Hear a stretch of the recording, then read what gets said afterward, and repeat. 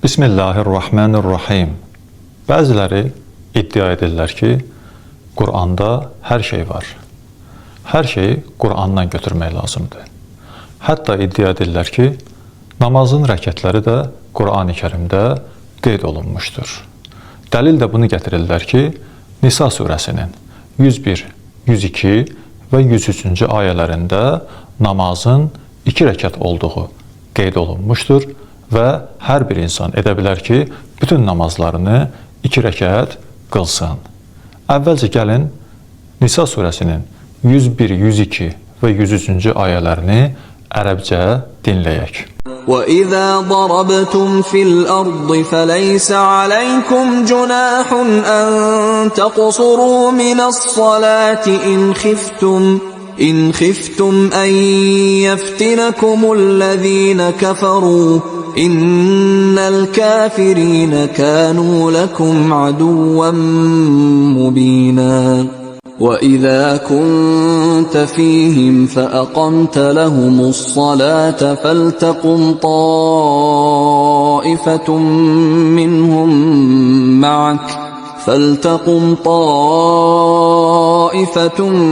مِّنْهُمْ مَعَكَ وَلْيَأْخُذُوا أَسْلِحَتَهُمْ فَإِذَا سَجَدُوا فَلْيَكُونُوا مِنْ وَرَائِكُمْ وَلْتَأْتِ طَائِفَةٌ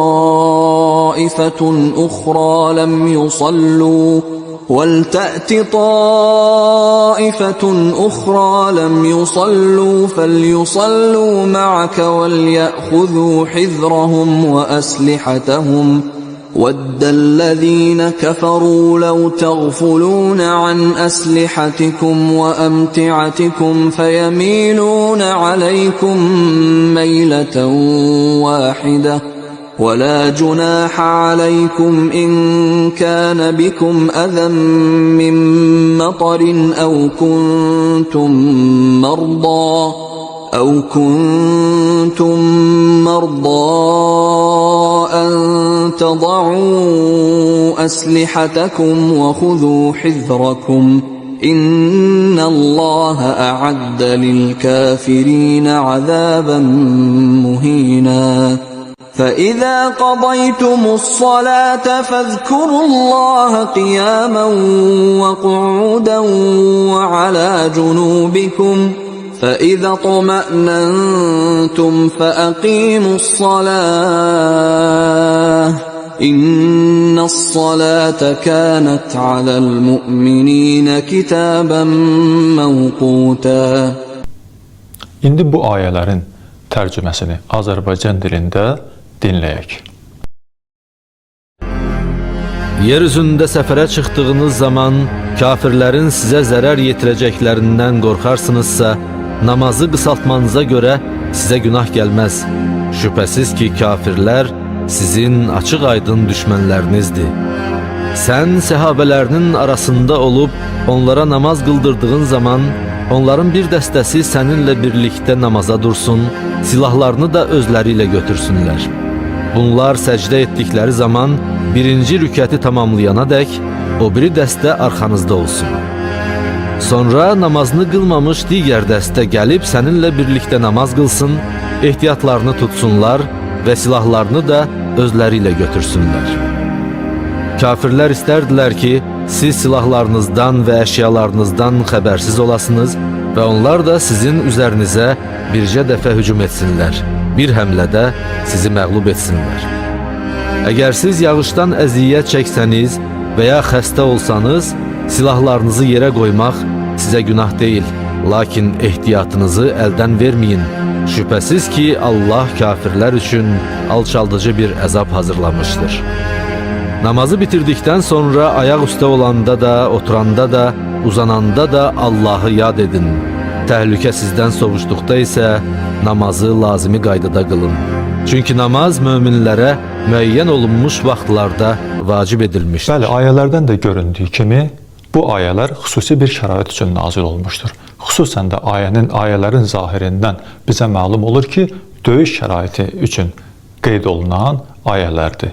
Bəli, şəriətdə döyüş şəraiti üçün və digər xüsusi şəraitlər üçün qısaldılmış namaz forması var. Yəni 4 rəkətli namazları 2 rəkətə endirmə var. Şəriət kitablarında bunlar qeyd olunmuşdur.